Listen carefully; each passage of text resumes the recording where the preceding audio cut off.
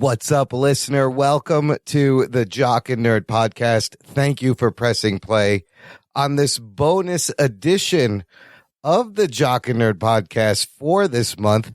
It is our C2E2 2021 convention special.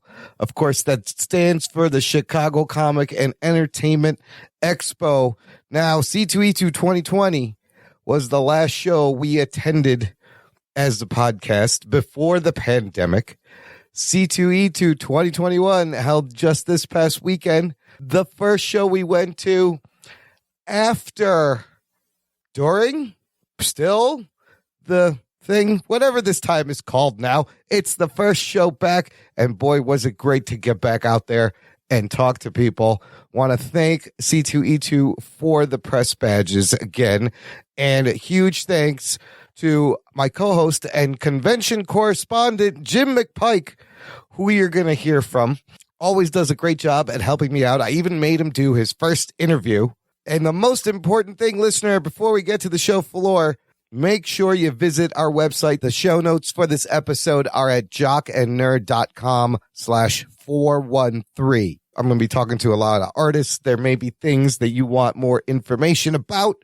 All of it is in your podcast app description or on our website in the show notes. Let's take it down to the show floor at C2E2 2021 McCormick Place right after this theme music. Check one. All right. This is for all you fans out there. Let's give it up. Shocking, we heard it. We funny, disturbing. We shocking, we heard it. We spoiler alert. Oh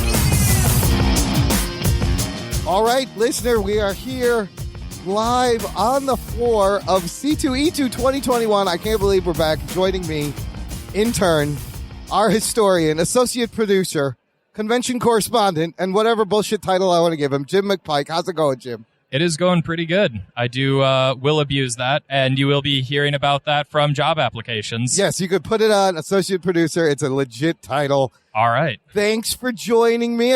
We were able to get you a press badge. Pretty exciting. Oh, yeah. It's the first time you've been pressed to anything? Yeah. It was going to be E3 last year, but we all know how the Rona did Oh, my that. God. Okay, well, let's get into that. Yes, E3. Yep. Anyways, Anthony is not here. Anthony was supposed to be here. He was not feeling well. So Jim is going to be my co-host. We're going to try to walk around, get into some trouble, talk to some people. Some friends are here that we've already said hi. The history of this, February 2020, Jim, was the last C2E2 right before the fucking Rona hit. That it was. We were here. We got drunk. I flubbed an interview with a DJ with a lot of millions of followers. I will never live that down. Not while I'm here, no. No. Anyways, this year, let's see which interview I fuck up. It should be a lot of fun. But yeah, then we were going to be at E3, and you were going to go. We had secured passes. You were going to fly out. Had there. my flight booked. You did? Oh, shit. You were going to go out there and record stuff as part of the Jock and Nerd podcast. It's very exciting. We were going to have logos there. That was in March 2020. Of course, everybody knows what happens in March 2020 at this point. In the meantime, we are here. I'm excited. The turnout, Jim. So far, what do you think? You've been walking around for a while. Yeah, this is back to it. People are excited to get back to their normal life, and I'm excited to join them. It's amazing. It's like it was almost 2 years ago, only just everybody's wearing masks. That's it. Exactly. That's the only difference. And new costumes from new characters from all the stuff that's come out. Listener, right now we are standing in front of this booth where someone has recreated Battle Cat from He-Man and Skeletor's battle animal. I can't remember the name, but you can climb it and take a picture for Make-A-Wish for charity. Jim has convinced me that I need to do this. And we will get that and get right back to you, listener. Yes, let me jump on this Battle Cat. You may hear from them. You may see some photos in our Facebook group, Jock and Nerd Nation. But it's fun. All right, Jim, let's mix it up. Let's chop it up with the geeks. C2E2 2021 McCormick Place, Chicago. Jock and Nerd! Listener, I just sat on a life-size Battle Cat and held the Sword of Power. And this amazing installation created by John Marks from Brazen Monkey Props. Yes. I'm with John here. How you doing? How are you doing? Great to meet you. You are doing this booth, and proceeds go to Make-A-Wish. That's right. That's an amazing cause to help kids. Thank But you. Tell me about making this giant thing. There'll be photos definitely on our Facebook page. This thing is amazing, and it held my fat ass. How is that possible? Tell me the idea behind this, John. Okay, well, it kind of got sprung forth with a bunch of different things at the same time. One, I saw a Sideshow collectible. They did a wonderful rendition of He-Man and Battle Cat. Oh, wow. And I really liked how they did it. I was inspired by that, as well as because I was a University of Missouri alumni, and the tiger is their mascot. And I kind of thought, well, couldn't I make that a tiger? And then it kind of all came together. I thought I could do maybe both. But then I started watching a show, Toys That Made Us. Yes, great show on Netflix. And it was wonderful. And I saw how they grabbed I think it was a Jungle Jim's cat from out of the bin and just painted it green and said, let's paint it purple and make the other cat. You know, I'm thinking, I can do that this way, you know. So essentially it's the same cat, just with the head turned to different color hair. What was Skeletor's cat called? I forget. Everybody does. It's Panther. Panther. Yeah. Oh, that's not what I thought. I thought it started with an S. I was That's way right. off. Probably, that makes sense. Yeah, I can see that. Snake Mountain, that makes kind of sense. Yeah. But no, Panther. He didn't have a lot of appearances, but he was definitely in the cartoon. And of course, you remember the toy line. He had the rideable. Yeah. In the new, have you been watching Kevin Smith's He-Man? I have not got to see all of season 2 yet. So, I'm still upset with little that. spoiler alert. Panther makes an appearance. Thank God, finally. I was like, there's Skeletor's yeah. cat. I forgot about it. About time, yeah. How long does it take you to make one of these? Actually, I built the two of them in under 3 months. Wow. Yeah, I was able to really rock and roll with that. It was what I found out. I realized I could do is build a quick structure using styrofoam and a stuff called Foam at 3. Okay. It's a 2-part liquid, expands and hardens. So by wrapping the styrofoam up in cellophane, I could pour the liquid down in there, and it created the muscle structure. So is it solid? It's solid styrofoam foam. That's it. There's no metal. There's no metal. There's no anything. There's no plastic. You guys just told us wrestler Kevin Nash? Kevin Nash got up in there, and he's a big guy. I tell people that whenever they get nervous about coming over and putting their weight on them, like, if he can take Kevin, he can take you. That's amazing that he yeah. can support. Do you know what the weight limit is? What would you say? You know what? I haven't. I hope I never find it. The only weight limit that we really have is the stairs that you have to climb. You have to walk up a ladder. Sure. And the ladder structure is technically only 300 pounds, but we've had people well over 300 beyond that. Oh no! And it felt great. It felt life size. Thank you. I pushed it. I pushed it beyond it. The scale was supposed to be 1 to 4. I went 1 to 5 because I wanted to see how much I could get and still get into the trailer. Yeah. So I went as big as I could go. So I instantly flash back to being a kid watching the show, and I'm like, I'm on a life-size Battle Cat. This is exactly what it would feel like. It's amazing. I think part of me was like thinking every time a kid was playing with this, they wanted to imagine them being themselves on the thing. And you're a kid, though. Yeah. So if you're on this and it's bigger than you, then you think yourself as a kid on that bigger animal. That's amazing. sort of my inspiration for that. It was definitely...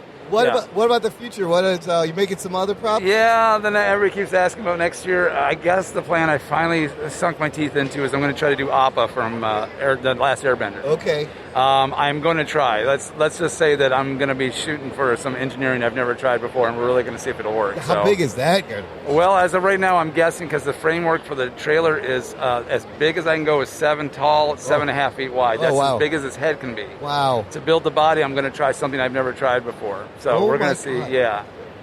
Cross your fingers, nobody gets hurt. So So bigger. Yeah, I'll try. I'm going to try because Appa's giant, and you're like, okay, how am I going to do that? And I still want to try to get him in a 20 by 20 space, which is actually smaller than what we have here. To do that, I'm going to have to kind of curve him and put the tail around the side. And I do want to make it. I think I'm going to try to make it an Arctic setting, so it kind of looks lovely. like the backdrop's great. You got Castle Grayskull and Snake Mountain. You got the sword. You got the shields. Yes. You got the orb that Evil Lyn had. All the stuff and Skeletor's staff. Yes. Beautiful craftsmanship and attention Thank to you. the detail. I got in a weird way. I kind of got lucky with the blip. I call it the blip. It is the blip. Yes. Oh my God, he's the first person to call the blip. 2020 the blip. The blip. It kind of was the blip. It kind of took everybody out and everybody disappeared. But I actually allowed me to a little more time to do a little more detail in the pieces. Havoc staff got a second approach. I got to make it better looking, better and lighter. Thank God. And it's sculpted mold cast there, so lightweight. But yeah, some of the other pieces, even the weapon board got another upgrade. It looks great. And so saddles even got a little bit better approach to them too. So yeah, I used that as my time off to fix things. So good use of time. Speaking of the blip, what do you think of C2E2 2021? I love it. It's the first time I've been here. I appreciate them so much. They've been very cool. We've tried for years to get there, and I guess this year was a great time for them to have me. I'm hoping they'll have me next year. Fantastic! I I want to see a bigger prop. I want to climb something bigger next year. Yeah. For our listeners, tell them where they can find out and how they can help and see your stuff. Okay. Well, I'm found on Facebook and Instagram. Both are Brazen Monkey by John Marks. That's all that underscore stuff. But if you start typing, you'll find me. Not too many Brazen Monkeys out there. And then, so that's Instagram and Facebook. And I don't think I have a website yet. I'd like to get a website. Oh, you got to get one of those. Yeah, but we'll promote your Instagram I and appreciate Facebook it. Thank you. It's great. And Thank doing you. it for Make-A-Wish, Yeah. it just helps these kids. It's fantastic. I appreciate it. Thank you so much. Thanks for hanging out with us, Thank John. you. Good to meet you. Talking Nerd. So this is Jim here on the floor in Artist Alley with self-published author Lauren Jankowski. How are you doing today? I'm doing rather well. How are you? Good. I saw on your Instagram you had some difficulties day one of the convention. That all get sorted out? Oh, yes. It has gotten sorted out, thankfully. Just FedEx lost some boxes that it shouldn't have. And my first book didn't get here till today. Oh, that is, we've all had troubles with FedEx, though, so it's good that got sorted out for you. Yep. Okay, so you are the author of the Shapeshifter series. Mm-hmm. The Shapeshifter Chronicles, correct? Shapeshifter Chronicles. Yeah. Okay. So that was good. So I read the first one. Do you want to tell us a little bit about what the book's about? So I could give you my elevator pitch, which is it's about a woman named Isis who stumbles on this ancient mystery when she photographs a murder scene, and the next day all evidence of the murder has vanished, including the body from her pictures. And Isis, being who she is, she can't let this go. So she starts investigating, and in the course of her investigation, she finds out she's not human like she always assumed. She is part shapeshifter, part guardian. Guardians are kind of like various gods from various mythologies, because myth nerd here. And the series is her and 3 other women kicking ass, taking names, trying to figure out what's going on, what's happening, why it's happening, how they can stop it, that sort of thing. Yep. And because I read the first one, it's very good. Thank you. It is a very different perspective on urban fantasy. Yeah. And I remember, I know in the foreword you said a lot of the inspiration came from you wanted to read about a character like you. Mm-hmm. Can you tell us about that? Or So I am an aromantic, asexual woman. I'm also an adoptee. I'm queer. And when I was growing up, I loved these fantasy series, but they never had any adoptee characters. They never had any queer women characters. They never had any queer characters in general. And I was always waiting for a series like that to come out, and then I just got tired of waiting, and I was like, well, screw it, I'll just write it. you do it yourself. Exactly. Would you say a lot of those themes about coming to terms with your queerness, and then obviously there's a parallel with Isis in coming to terms with her, what makes her different? You think that had a lot of crossover there? Oh, yeah. Yep. Yeah, definitely. Isis being like half shapeshifter, half guardian, that I definitely was working through some of like coming to terms with the different parts of my identity, how they intersected, and how to embrace fully who I was. I think a lot of us can relate these days. I mean, yeah. So that's good. Yeah, so Artist Alley challenges about, having a non-visual medium. Is that... Oh, boy. That is quite the uphill fight. I actually prefer being an Artist Alley, even though it's more challenging, just because when you put authors together, you wind up with a bunch of people talking over each other, and it's really, really difficult to get your pitch out. But when it comes to Artist Alley, you get a lot of people asking, well, what are you doing here? I'm like, because I'm an artist. And Artist Alley tables are also more affordable. You're having a good convention today? Oh, yes. I'm having a great convention. I had a rocky start Friday, which was my own personal fault, because I should have sprung for expedited shipping, although FedEx probably still would have lost my stuff. But, I've been moving a lot of books. A lot of people are happy to see an author in Artist Alley.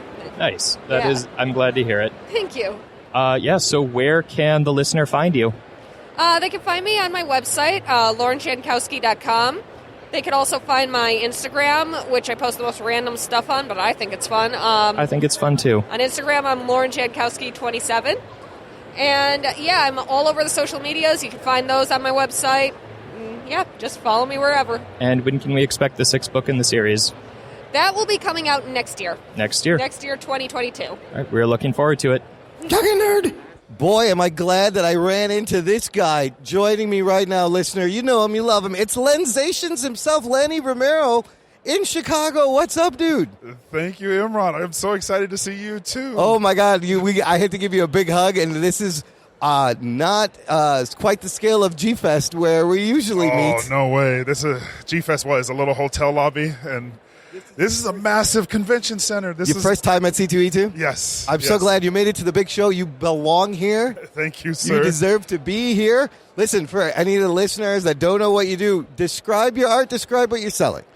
All right, so to the listeners out there, I am a freelance artist who I specialize in hand-drawn pencil and pen art. A lot of it's kaiju. 90% of it's kaiju. Mostly Godzilla.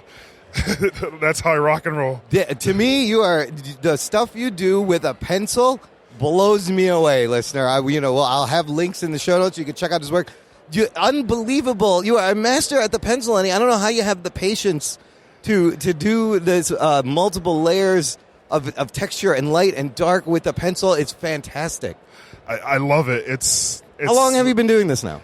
So I've been drawing my whole life. It's something that's always been, I guess, a hobby. But 6 years ago, I started selling, and I've never looked back.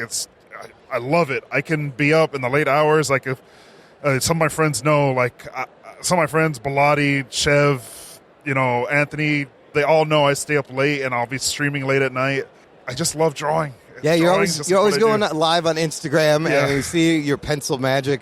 What is some of the new stuff? Like, obviously, I bought a bunch of your Godzilla, your kaiju stuff. What you got? Anything different? I see some color.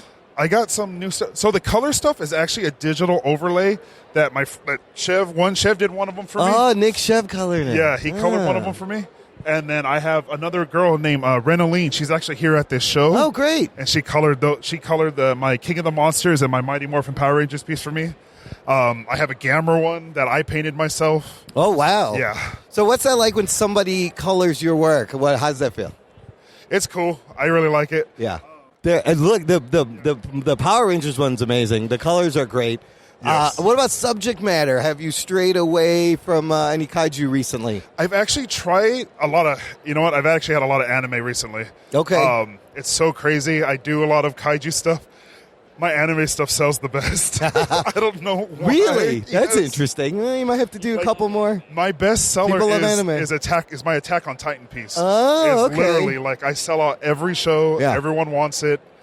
I don't know why. I think it's awesome, but And I saw you were messing around with a Spawn piece. You were just fucking Yes. around with it. I love that Spawn piece. That was great. That's my most recent piece. That's the one that you gave me a shout out Yeah, on that episode of Jock and Nerd. I'm always listening.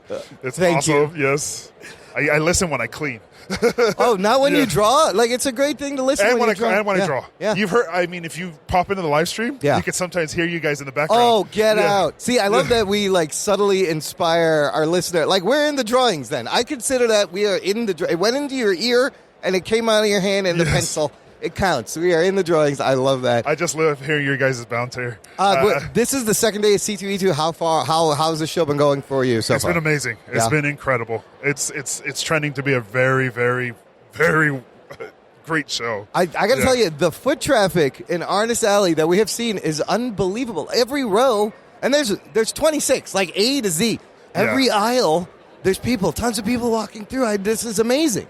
Yes. I love that people are into independent art and all sorts of different things. Yeah, from what I'm hearing is they're more back here in the Artist Alley than they're at the vendors. I mean, I hope the vendors succeed, but it's nice to know that people are coming. They love the artist enough that they want to come to us first. Absolutely. And check us out. Absolutely, as well they should. And ourselves, Jim and I, we've been mostly walking around Artist Alley. I haven't gotten to the vendors part yet because I just love looking at all the different styles. There's a lot of great work. artists here. There's a lot of incredible artists here. And then as far as you get to see anything else about C2E2 that stuck out, something?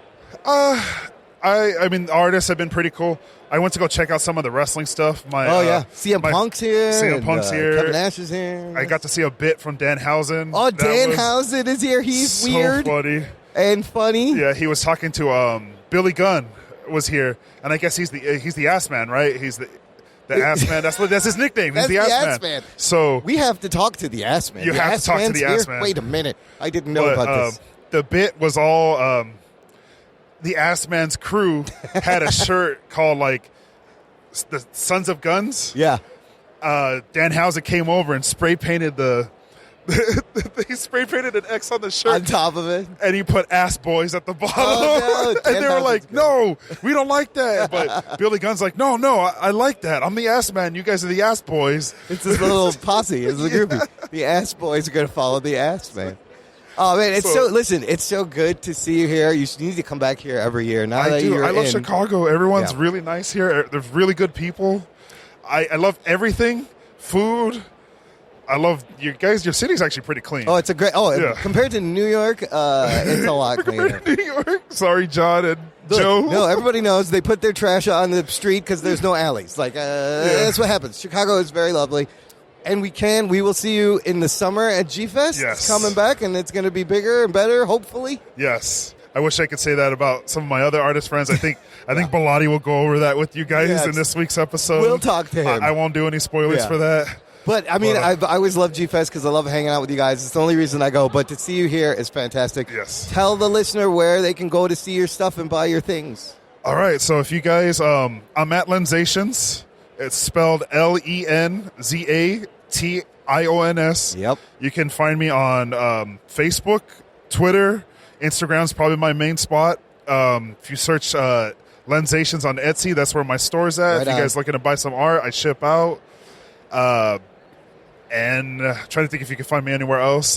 Maybe I'll be on TikTok soon. Everyone keeps asking me. Lenny on TikTok. Listen, I don't even know how it works. It's me neither. I'm too old for TikTok. But it's a great gift for anyone who's into Godzilla and Kaiju. If you know, they will love his drawing. So, Lenny, thanks. So great to see you. It's so great to see you too, Imran. I'm so happy to see you again. Yeah. Tell Tony and Rug Boy I said hi. I will. Anthony wasn't feeling well. He would have been here. But I would have loved to see Anthony. He may have caught something. I don't know. You know how the jock is. I miss you guys. Miss you, Anthony. They miss you too. Talking Nerd. I'm here at the DePaul Esports area at C2E2 talking to Courtney. Courtney, I talked to you almost 2 years ago, the last C2E2 2020, before everything shut down. This is a thriving spot here. Clearly, interest in esports has not gone down. Oh, absolutely not. Well, and especially at DePaul, our time with esports during the pandemic has actually allowed our program to soar. Oh, wow. We went at the end of the year before the pandemic, we had 8 teams.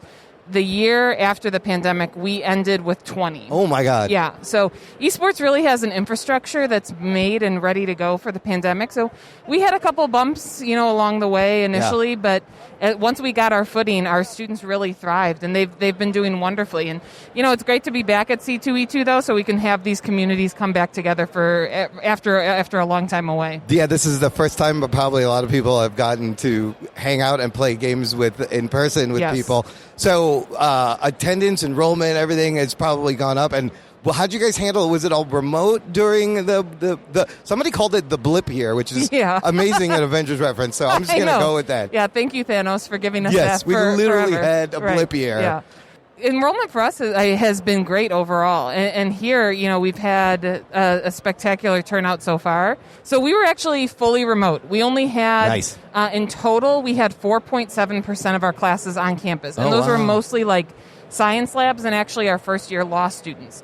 So of our 24,000 students, 95% of them were fully remote. Wow, fantastic. Yeah. But when we looked at like co-curricular experiences throughout the year, in total, we had about 1,500 of them, and a third of them came because of esports. Oh, wow. Yeah, so they were competitive matches. We have something called the DePaul Gaming League.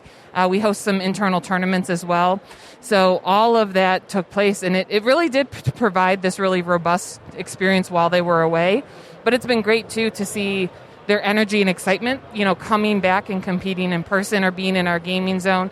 And actually today they're gonna do a panel to talk about their experiences. So we're really excited about that too. Are there any new games that got more popular in the past year? Yeah. Well, Valorant was introduced. Oh, I heard about Valorant. Yes. Yeah. So Valorant was huge for us this past year.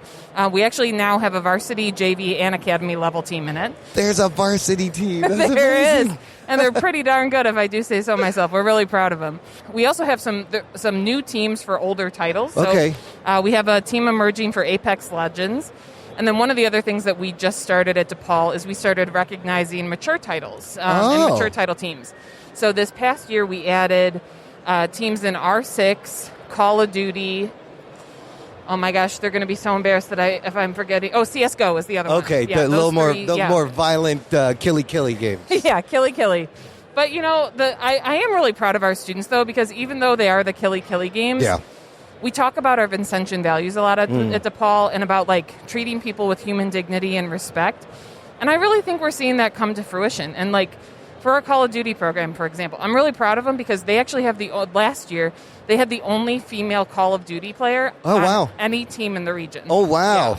Wow, that's great. They really are doing, steps towards creating a more inclusive community, and I'm really, really proud of our students. Do you see this expanding into high school, moving backwards a little bit? Do we see that? Yeah, I actually had a conversation yesterday with somebody at Oak Lawn High School that they were having 3 tournaments officially recognized by the Illinois High School the Illinois High School Sports Association, which IHSEA, which is the Illinois High School Esports Association, has been doing things for years. Yeah. But it's great to kind of see it adopted by our mainstream sports group here in Illinois. That's great. Man, where was this when I went to high school? If there was video games, I probably would have paid more attention. Right. Well, and it's this huge pipeline, right? Yeah. It's this pipeline from being a kid interested in video games to a high school student, college student who studies it and then changes them, right? Like designs them, creates the characters, creates the storylines, all of that. Like all these kids at C2E2, some of them are going to help do that, and it's going to be, it'll be really cool. Well, that was my next question is what is some of the paths taken after your program? What have you seen these students do? Yeah, so our number one college engaged in our program is our College of Computing and Digital Media. Okay. Yeah, so game programming, game design, animation, all of those. We're seeing students involved in all of that. Our second college is the College of Business, and we actually are starting to offer classes in the business of esports. Wow. So they're learning about, fundraising, financing, team management, all of the marketing, all of those different elements in that class. So it really is, look at traditional sports and look at, ticket sales, event experiences. All of that is happening with esports too, and I think it's just going to get more and more popular as time goes on. There's more paths than even traditional sports to get into that. Like you just mentioned, I didn't even think about that. I was just thinking kids go hit the tournament, make some money, but no, you could get into design, programming, the administration side. Yep, absolutely. This is a wild, crazy new future. Yeah. I love it. And then as far as C2E2, what does this convention mean to you, being here? Well, honestly, this one has been really special because this was the first year that people came and said, I'm here for my DePaul button, or we're here for this Rocket League tournament, because we've been here now for 3 or 4 years. Yeah. So to be I texted one of my colleagues. I was like, oh my God, we made it. We're a regular. We are a regular at C2E2. So it's been really cool. And, just to be back in person and one of the things that's been really special is especially to see all of our DePaul students in cosplay that have been telling us, here's what they're going to do. But to see them here and excited, it's been really great. I mean, what a turnout. I was also impressed at, the amount of people. And it's just nothing happened except everybody's wearing masks. Yeah. That's all. Well, and I've been really impressed. People have been, following the mask procedures. Yeah. People are distancing. It's been a good overall experience so far. Oh, great experience so far. Yeah. Where can our listener learn more if they want to get into this? Yeah, so 2 main spots. First, our website is esports.depaul.edu. Or if you're on Discord, you can join us there too at discord.gg/DePaul Esports. Right on. Thank you, Courtney. Good luck with the rest of the con. It was great talking to you. Thanks for your time. Talking Nerd. Okay, on recommendation of Lensations, Lenny Romero was like, you got to check out my buddy Justin Orr down here. You're going to like his work. We're here with Justin Orr, artist. How's it going, Justin? Going well. Good to be back here at the show that was the last show we did before the pandemic shut everything down. We were here February 2020 was the last, we were here at that show. And everything, and it's kind of like normal again, except everyone, just has a mask on. It's fine. Yeah, it's a good-sized crowd, too. I mean, I was just happy to be in the building. I mean, it's spaced differently because of COVID restrictions, but there's a lot of people in there, man. The traffic in Artist Alley is amazing. Yeah. It's wild. It's so good. Yep. Tell me, describe the style of your work. Let me just say, I walked up here, and I saw hip-hop. I saw Voltron. I saw action movies. I saw martial arts illustrations. MF Doom, Tribe Called Quest. all of the things I love. And this is a great niche market. Describe your art and the stuff you're into. Well, first, in terms of my illustration work, I come from an animation design background. That explains it. And when I entered the industry, it was about the time they were making Samurai Jack, and the success of those cartoons kind of dictated what a lot of the industry was asking of their designers. So my artwork is very shape-driven and angular. But in terms of the subject matters, I just cover my favorite pop culture. And a lot of it is... He's got a sign. Go ahead, sign real quick. Yeah, a lot of the artwork is, it ranges from music to movie and TV. And, oops, there you go. I love it because it's different than... I mean, there's so many unique... And Lenny shows up to watch this. Talk to Justin. But there's so many, niche, unique things here. And so this really caught my eye because, MF Doom, first of all, rest in peace. Yeah. How tragic at the beginning of the year. I know. Hearing from his wife that MF Doom dies of diabetes in October. I was like, what? Yeah, I mean, tragic. I mean, but at the same time, in a way, it's like it's a testament that he was... to him and how he lived his life, that he was able to have a private life, and his family could grieve on their own time without the rest of the world talking about it. Absolutely. And then they let everybody know afterwards. So that's a good way to do it. It is, Nobody knew who he was. I mean, you can find out now, but at the time, the mystery was great. Yeah. The cool mask. Yeah, and as a creative professional, it's kind of, you can really respect the way he approached his artwork in terms of how he made his music. He cared about making the art first, and then it sold on its own because it was just good stuff. Oh my God, I love him. And a comic book nerd himself. Yes, how many references to all this stuff would he throw in? I love that. Yeah. And then you think about Fife and his passing and what a loss that was, like another legend. Well, you think about it too, even those Stone's Throw guys, right? Yeah. Jay Dillett and MF Doom are gone. We only have Madlib left of those three core dudes that really they built that label on. That's true. That's true. And I see the Samurai Jack influence. That's I love the style. Yeah, it's a lot of people just kind of pick it out immediately, so I always make sure to tell them, this is when I was working in animation, that's what was going on, and it's now naturally in my drawing DNA. Yeah. And then also your format, you're doing a lot of long vertical pieces. How's that? Why are you doing that? Big fan of 70s poster design. Okay. And when you go to these shows, to me, I'll put it this way. When I started doing more of these shows, I figure you look at the masters who are the best at doing what you want to do. And to me, it was the 70s poster illustrators like Jack Davis and Robert McGinnis who really did the best job at arranging a lot of elements, and they were all illustrations. They're good at color and layout. So I try to emulate those guys, and even the size of my prints based off of 70s and 80s day bills. That's fantastic. So I do all my own printing so I get the sizes right and the colors right. And it's a lot of extra work, but it's worth it because at the end, it's very different. Yeah, it sticks out. It's very retro, but also fresh. You have a lot of elements, but it's not crowded. It's not cluttered. Your composition is excellent. Oh, thank you. I love it all. Tell the listener if they want to see more things, where they can find your stuff. Yeah, so justscope.com is my website. Just Scope. Yes. And if you are on Instagram or Twitter, same handle, JustScope. That's JUSSCOPE. I also have a TikTok profile, but there's nothing on there. I'm an old dude, and I'm getting there eventually. That's what I hear a lot. I'm like, I think I'm too old, but you got to build your brand where the people are. Yes. Someday it'll be up. I swear it will. And how's second day of C2E2? How's this year's con going for you? It's great, man. This show is a top 5 show every year, and even with the COVID restrictions and whatnot, it's still awesome, So we're ending our season here. Okay, this is our last show of this year. This is the end of convention season. Yes. And I mean, for the listener, man, if you're into Bruce Lee or the Tribe Called Quest and the hip hop illustrations, I've never seen that anywhere. These are fantastic. I love the John Wick in Russian. Yeah. Check out, you got some Star Wars stuff, and of course, kaiju stuff. If you're friends with Lenny, Len, you gotta have the kaiju stuff. I know, he's the go-to guy for that. So if I have any serious questions, I run it by him first. He's the guy. All right. Check out Just Scope, listener. Thank you, Justin, for your time. You, good luck the rest of the convention. Yeah, absolutely. Thank you, guys. Talking Nerd. All right, Jim. Let's wrap it up. We've spent a few hours here at C2E2 at McCormick Place. Your final thoughts over this comeback convention after the blip year? It's C2E2 is back. It is just as good as ever, and it is great seeing people out and about again. And it's great seeing, the geek community come out and, get back to what we love to do.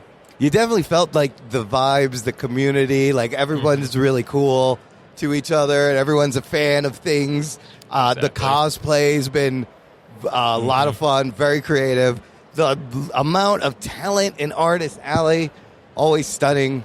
And it was great to meet some new artists and checking out some new things. And hopefully get them some new fans. Yes, follow all the artists. If any of it sounded good, listener, pick up their stuff, follow them on socials. And then again, huge thanks to C2E2 for the press badges, second year in a row. Jim, thanks for being associate producer, intern, on-the-spot correspondent, convention correspondent. Thanks for taking the pictures and for assisting and for doing your first interview. How did that feel? A little weird. It's like, all right, this is got to get that, but I feel, again, it's like, not the best at interviews, but we'll get there. Listen, we popped your interview cherry. That's the important thing. After you get that first one in, the rest of them will be easy. But listener, thanks for listening to the special convention edition C2E2. Check out the show notes for all the links to all the people we talked about. If you anything find interesting, support them. Share this show.